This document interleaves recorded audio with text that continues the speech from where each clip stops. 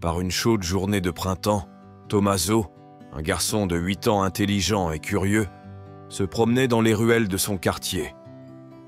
Ayant grandi dans la rue, il avait appris à gérer les dangers et les opportunités mieux que quiconque de son âge.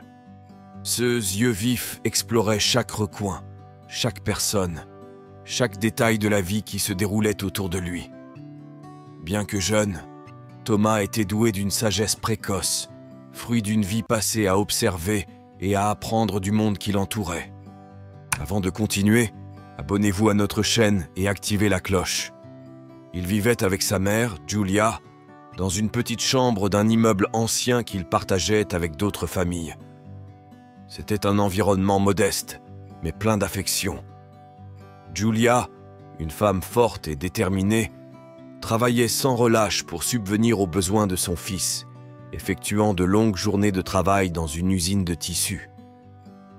Chaque soir, elle rentrait chez elle fatiguée, mais malgré la fatigue, elle essayait toujours de passer du temps avec Tommaso, en écoutant ses histoires et en riant de ses petites aventures quotidiennes.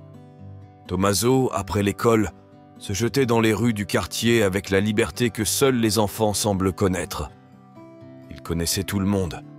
Le boulanger qui lui préparait un petit pain frais, le marchand de légumes qui lui donnait toujours une pomme, et même le policier du quartier qui le saluait d'un signe de tête. Tout le monde avait une affection particulière pour ce petit garçon curieux et vif. Chaque jour, Tommaso se sentait comme un petit explorateur.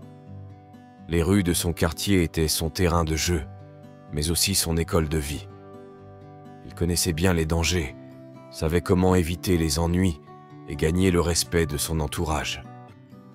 Son intelligence et son esprit rusé lui avaient assuré une certaine protection dans ce qui pourrait être un environnement cruel. Un soir, comme d'habitude, Tommaso s'est rendu à l'arrêt de bus pour attendre sa mère. Le soleil se couchait, rendant le ciel d'un orange foncé, et Tommaso était assis sur le trottoir, les jambes pendantes, imaginant des histoires et des aventures qu'il n'avait jamais vécues. Il avait hâte de raconter à sa mère tout ce qu'il avait vu ce jour-là, mais il y avait toujours une pensée qui le tourmentait. La fatigue qu'il voyait dans ses yeux, le poids qu'il portait sur ses épaules chaque jour. Giulia est arrivée, fatiguée comme toujours, mais avec un doux sourire sur le visage. Assis ensemble sur le banc, Tommaso commença à lui raconter sa journée, à propos de Madame Teresa de la boulangerie qui lui avait offert une part de gâteau et du marchand de légumes qui l'avait aidé à éviter une bagarre entre deux enfants plus âgés. Giulia l'écoutait, hochant la tête affectueusement, mais avec une subtile inquiétude dans le cœur. Il savait que la vie qu'il menait était dure, trop dure pour un enfant de son âge, mais c'était tout ce qu'il avait à offrir. À ce moment-là, Tommaso ne savait pas que sa vie était sur le point de changer radicalement. Le lendemain, alors qu'il déambulait comme à son habitude dans les rues, il a remarqué une agitation inhabituelle devant un restaurant haut de gamme situé à la limite de son quartier. Tommaso n'avait jamais vu autant d'activité dans cet endroit.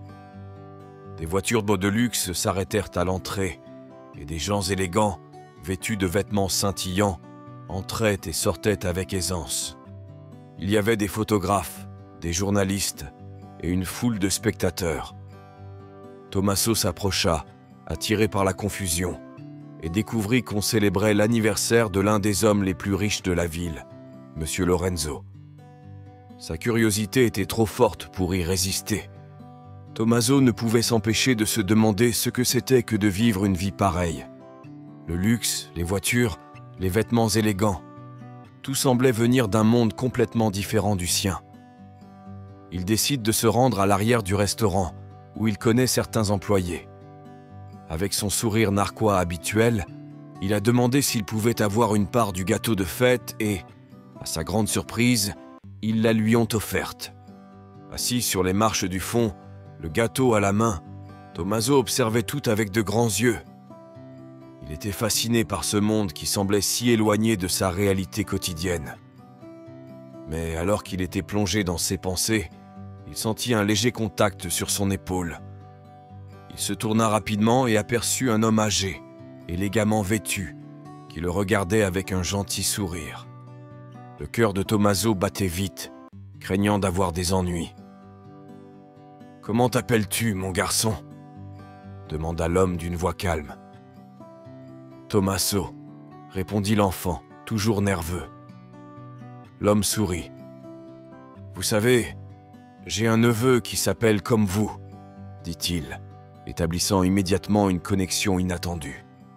Tommaso, intrigué et rassuré, a commencé à parler à l'homme, lui racontant ses journées, sa vie dans la rue et sa mère qui a travaillé si dur pour le soutenir. L'homme l'écouta attentivement, sans l'interrompre. Après quelques minutes, l'homme s'est présenté. C'était Lorenzo, le garçon d'anniversaire.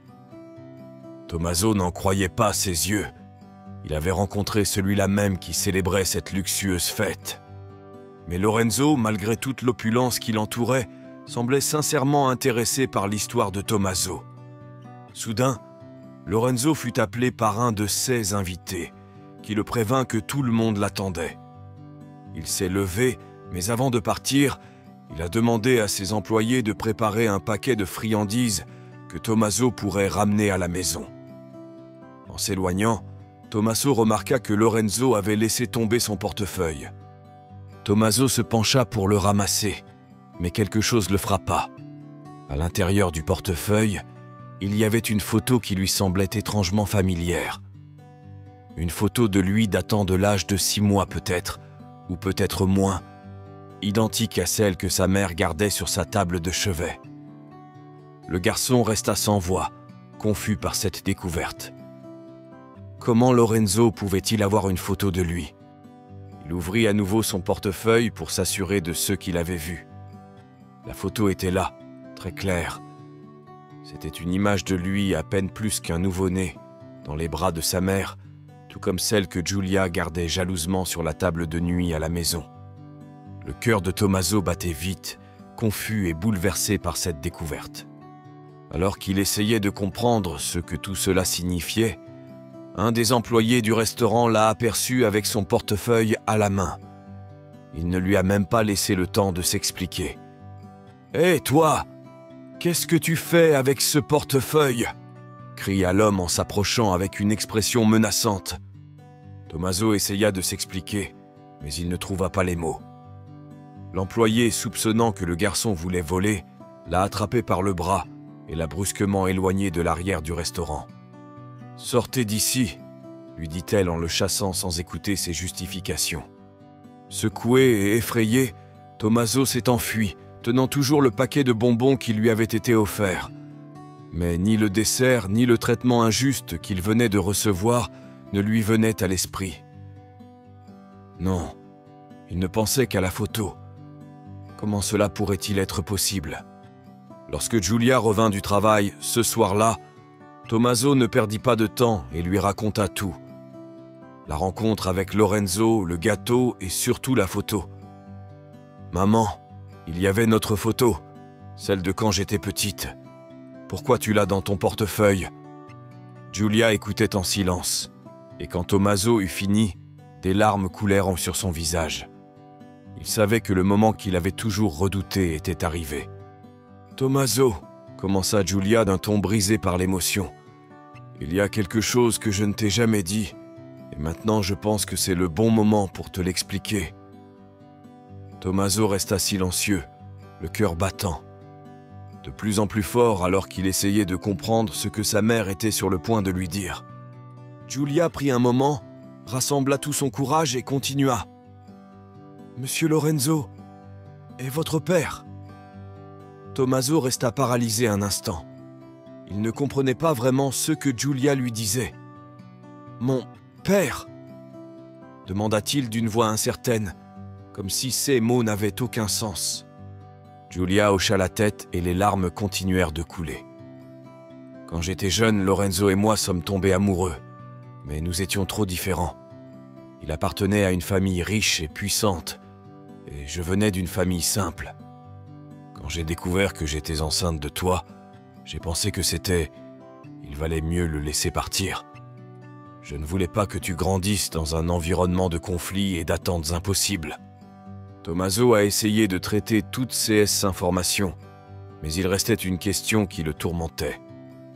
Et la photo? Pourquoi a-t-il notre photo? Giulia sourit faiblement. Même si Lorenzo et moi nous sommes séparés, il y avait une partie de moi qui espérait que tu puisses avoir une connexion avec lui un jour. Quand tu es né, j'ai envoyé cette photo à Lorenzo, en lui disant que j'avais déménagé dans une autre ville et que j'allais bien. Je ne voulais pas qu'il s'inquiète pour moi ou qu'il vienne nous chercher. Je pensais que c'était pour le mieux. Il n'a jamais répondu, mais il a apparemment gardé la photo avec lui. Le lendemain, Giulia a pris une décision importante. Même si elle était terrifiée à l'idée de revoir Lorenzo après toutes ces années, elle savait que Tommaso méritait des réponses. Ainsi, la mère et le fils sont allés chez Lorenzo.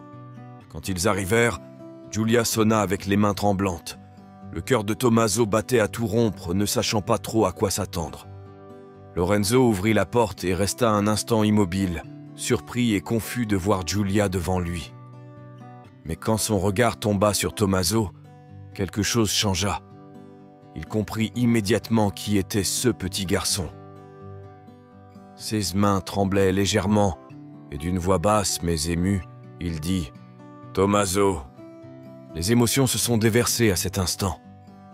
Les mots étaient superflus. Lorenzo, les yeux pleins de larmes, serra Tommaso dans ses bras, ressentant enfin ce lien qui lui manquait depuis des années. Même Giulia, bien que toujours pleine d'incertitudes, s'est jointe à cette étreinte. À partir de ce jour, la vie de Tommaso a changé pour toujours. Il n'était plus seulement le petit garçon curieux qui déambulait dans les rues de son quartier. Maintenant, il savait qui il était, il connaissait son passé et le lien qui l'unissait à Lorenzo, son père. Avez-vous aimé cette histoire? Écrivez-le dans les commentaires ci-dessous. Merci d'avoir regardé la vidéo jusqu'à la fin et à la prochaine histoire.